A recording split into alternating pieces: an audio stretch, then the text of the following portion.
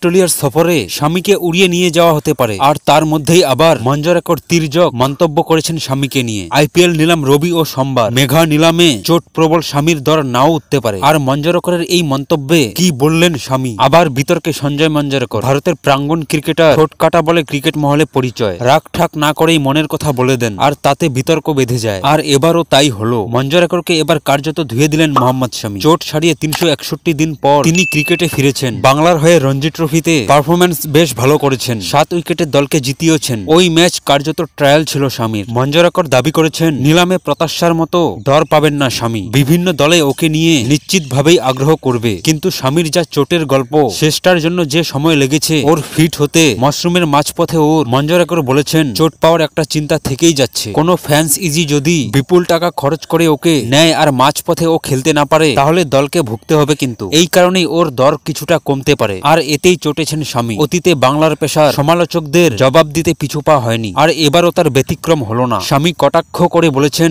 বাবা কি জয় হো। এতেই থামেননি তিনি লিখেছেন খানিকটা জ্ঞান নিজের ভবিষ্যতের জন্য বাঁচিয়ে রাখুন সঞ্জয় জি, কাজে লাগবে। সেই সঙ্গে মজা করে বলেছেন কারো যদি ভবিষ্যৎ জানার ইচ্ছে থাকে স্যারের সঙ্গে যোগাযোগ করুন। বাংলার সৈয়দ মুস্তাক আলী টি-20 স্কোয়াডে রয়েছেন স্বামী। নিলামের একদিন আগে একটি ম্যাচ খেলার সুযোগ পাচ্ছেন।